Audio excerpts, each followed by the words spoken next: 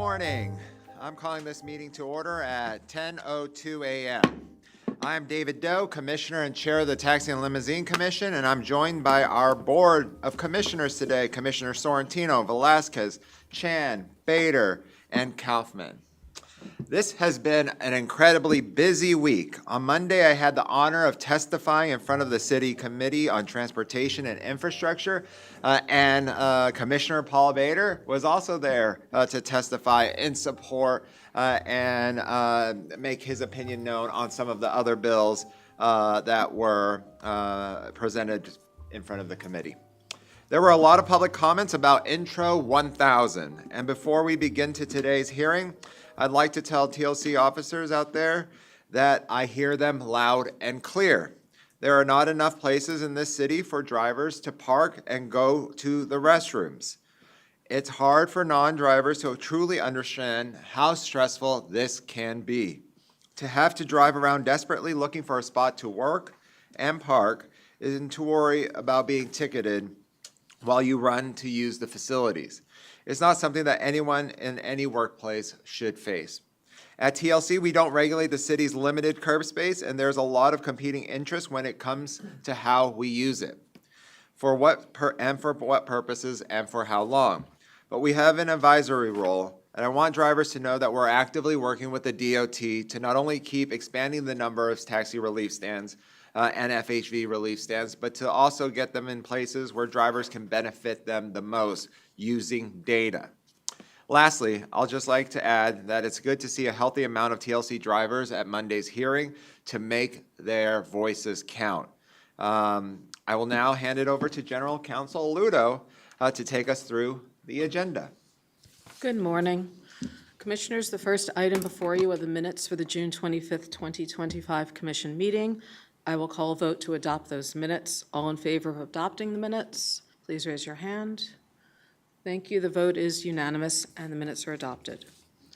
I will now call on our Director for Base and Business Services, Fabian Cancel, to present the base license applications.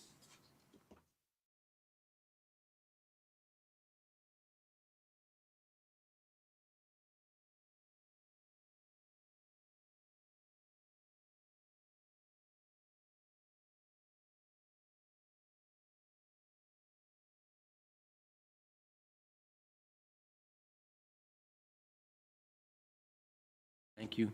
Are any of these, what percentage of these are renewals versus I'm new? sorry. Yeah, there's 47 total, so 2 are new and 45 are renewals. So relative to the new ones, which of course are the ones that we're most concerned about, is there anything unique, unusual about them that we need to know about, or are they in areas that are underserved? Is there a need in those areas specifically for more, or is it just a routine kind of new applications? So the new applications that have come through were just submitted as normal applications. They are trying to serve their communities, and aside from being licensed by the agency, they haven't actually addressed that they are providing an underserved area. They're just trying to start business. And I see that both of them are from the same address in the Bronx on Bruckner Boulevard. Are we to assume that they're the same ownership? I can't answer that. I don't have that information now, but I could get that for you. Just kind of curious to know whether or not there are, is this developing as a situation where there are new independent operators, owner-operators who are trying to increase the number of available livery, or is it a situation where a few owners who have X number of licenses are applying for multiple more? To be perfectly honest, that would actually require an in-depth review between the applications. We haven't done that as of yet, but that is something that we are considering. Okay, thank you. All right. Commissioners, can we have a vote on adopting the base license recommendations? All in favor, please raise your hands. Thank you. The motion's adopted unanimously. Thank you. Commissioners, we will now have Russell Glynn, Director of Policy Research, present a report on the street hail livery pilot. Thank you. Good morning, everyone. You have it on your board. Yes. I'm gonna try to be a little ambidextrous here with my clicker and my laptop, so we'll see how that goes. So I'm gonna provide a quick overview of the SHL pilot program evaluation report that was included in the materials for today's meeting. Okay, it's working. All right, so to kind of cover the most important takeaway from the report up front here, we're recommending that TLC adopt rules to make the SHL pilot permanent for participating drivers and allow the licenses issued under the pilot to expire either when the vehicle is no longer affiliated with a base or when the vehicle owner fails to renew the license. We're working on a rulemaking to this effect that we hope the board will consider. The report provides more details on how we arrived at this recommendation, but I'll summarize a few of the key points here today. Before I do that, a quick refresher on the SHL pilot. As you probably remember, in May 2023, TLC developed a pilot that introduced a new class of vehicles known as pilot SHLs. These vehicles had streamlined hack-up requirements compared to the green cabs that came before them, and focused on providing prearranged trips in the outer boroughs. It's worth noting that only EVs, Waves, and hybrid vehicles were eligible for the pilot. So the final report analyzes the pilot in a few ways.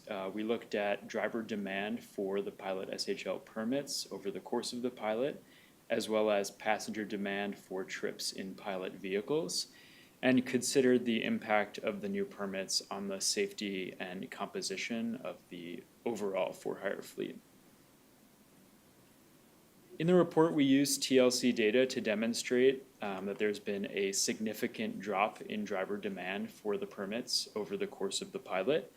So at its peak, we had about 900 drivers who received the permit and affiliated with a base that was willing to provide trips subject to some of the restrictions in the pilot. However, over the last 2 years, the number of permits in good standing has fallen significantly. So as of June of this year, only 563 permits are currently in use. This translates to an attrition rate of about 40% over the course of the pilot, again among those drivers who secured the permit and affiliated with the base. That rate is about 5 times higher than the rate seen among other types of FHV licenses issued over the same period. Most permit vehicles active today. Yeah, sure. Question, just for my own clarification. For the 915, Yes. did they actually get permits or they just expressed an interest? So they got permits and affiliated with the base. There were 3,500 permits created, basically, but those 915 were drivers who actually went all the way to affiliating with the base and, starting to provide trips. And then the delta between the 915 and the 3,500, no one just ever took you up on the other 3,500? Or on the delta between the? Yeah, like drivers may have expressed interest, bases may have expressed interest, but it didn't get to the point where the driver had the permit and affiliated with the base and was ready to, put the vehicle into service. Okay. So then the rest of those, what was left over from the 915 of the 3,500, those were just never accessed? Right. Okay, got it, Yes. thank you. And to what did you attribute this 5 times higher attrition rate? I have a couple thoughts on that in this next slide. Oh, okay, I'm sorry. So if we look at where those active vehicles, where those 560 vehicles are active today, it's really with the largest, most established non-high volume bases, so some of the larger traditional black car and community car bases. If we look at vehicles that were affiliated with smaller bases, there are some concerns we have about the reliability of the records we get from those bases, but the data suggests that it was really difficult for drivers who affiliated with those smaller bases to remain profitable. So, that 915 to 560, it's mostly a story of drivers who just didn't get enough trips from the base they affiliated with. So if we look at that 560 in the context of all the active vehicles in the non-high volume FHV sector, it's a pretty small share at this point. There are about 22,000 vehicles dispatched by non-high volume bases in June of this year. But we found that those permit vehicles actually perform more trips on average than the typical non-high volume FHV. So again, the vehicles that are still active are doing more trips than vehicles that do trips for similar types of bases.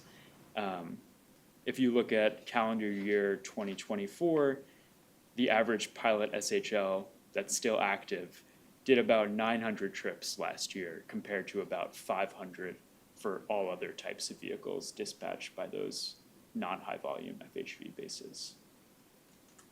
Yes. Did you analyze the usage rates by neighborhood? And is there a potential that some neighborhoods particularly rely on this solution? Yeah, it's a little tough because unlike on the high volume side, we don't get great geographic detail about where these trips are happening. There wasn't really a clear story from the limited data that we reviewed there, yeah. Do you have information on the bases that they were located? Is it mostly, well, they have to be in the outer boroughs, is that right? Yes, they have to provide prearranged service in the outer boroughs. The report has some details on the types of bases that are still using these licenses.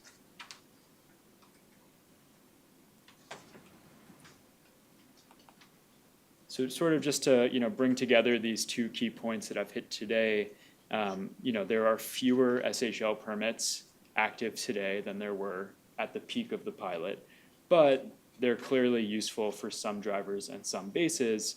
And so we want to allow those drivers and bases to continue using them. By making the pilot permanent, we can ensure that even if they're playing this small role in meeting demand in the sector, they can continue to do that. So that's the recommendation. So what we're talking about here is the permanency of approximately 563 permits that you want to ensure or give the opportunity for them to become permanent. Yes, I think there's some stuff we need to iron out around, is it those 915 who are affiliated? Is it those who are active? But that's the general ballpark. And you're going to come back to us with a more specific proposal for us to? Yes, we'll have a rule package that specifies those sorts of things.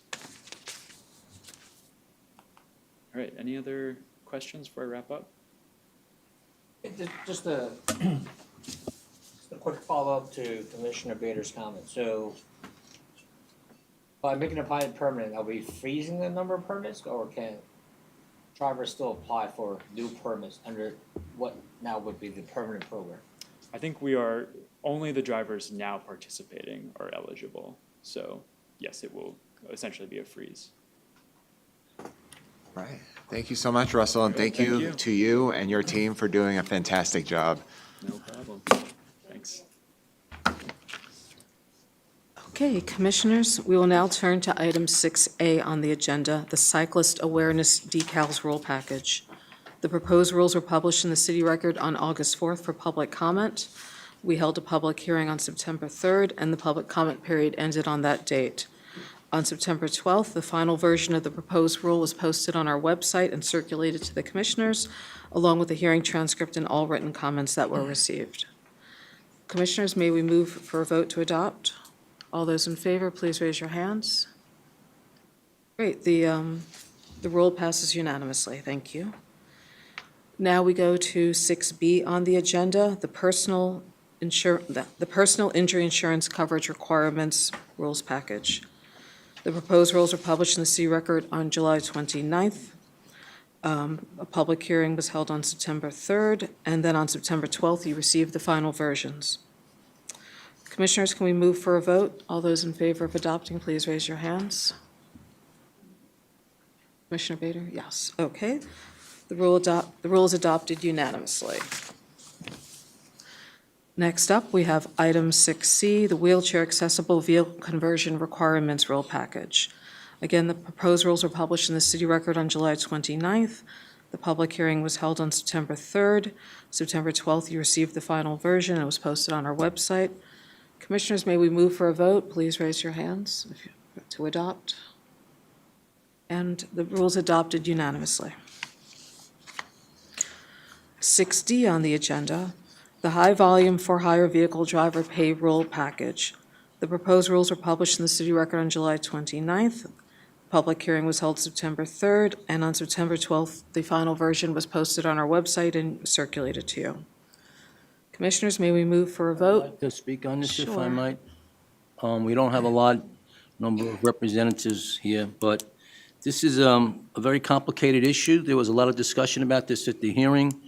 It's complicated because it involves not just the geographic area of the city of New York, but has implications for New Jersey, Westchester County, Nassau County, other places, Connecticut, relative to the ability of all of us to regulate at different levels the fees and the driver compensation for rides that start in the city of New York and outside, and/or rides and drivers that start outside the city and have rides ending in the city. And of course, this is particularly applies relative to the airports, more specifically to JFK. And it's an issue that we all on the commission are concerned about, and we are looking for ways that we can work with the state and our partners in these other jurisdictions to find a way to make it more comprehensive and to ensure that, once again, the drivers are not left out and are not the people who suffer the most, and that they are fairly compensated and their time is compensated and their interests and concerns are taken into consideration before and after, when there are any rules that are being made. So this is a growing issue. More and more people, especially the JFK, do not want to drive from Westchester and Nassau, and so it's something that it's important, and we're going to see what we can do to, make some kind of comprehensive planning for. Thank you. Okay, Commissioners, may we move for a vote? All those in favor of adopting the rule, please raise your hand. The vote passes unanimously. And we have one more item. Item 6E is the waiver of the 30-day period after promulgation so that the driver rules, the driver pay rules can go into effect sooner than ordinarily. Can we please move for a vote on that? All those in favor of adopting the waiver of the 30-day period, please raise your hand. And that passes unanimously. Thank you. Commissioner Doe, I turn it back to you. All right. Well, first and foremost, thank you to our commissioners for being here today and your support in ensuring a strong for-hire industry for all. I also want to thank Cheryl, Russell, the licensing team, and the legals team for being here and supporting all of the agenda items today. And with that, the